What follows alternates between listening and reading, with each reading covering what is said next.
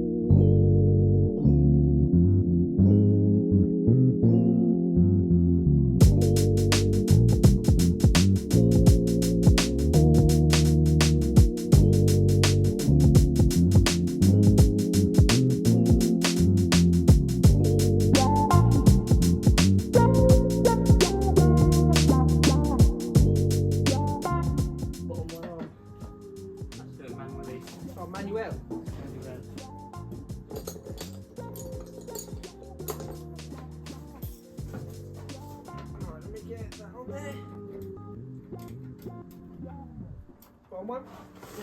Yep.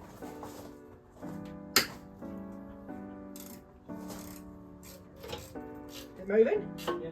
Oh, there we go, cool. Oh, wait a minute. Oh, we stunned. Alright. Go for it. No. So, bulkhead is almost ready to come off, I think.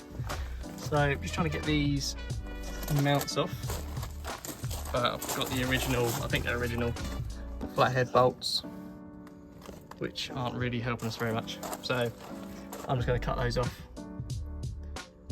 and then that'll be done.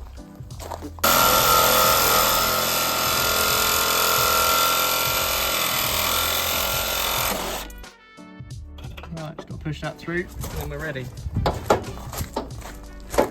Don't knock it through until I'm there to hold it, because that'll fall. And all the weight's on that.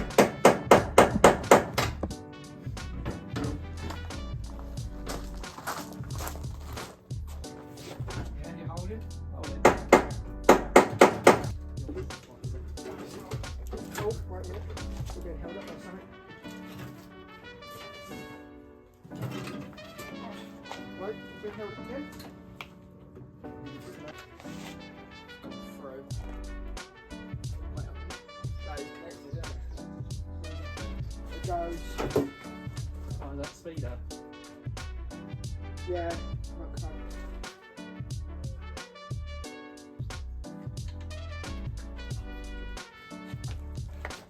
Right. Again? Okay. Well, we need some form of plan over. Down there, I'm assuming. Yeah, well that will fit through the tunnel. What was it doing? That. Yeah, that's it. Still got to lift it. You strong? Come on.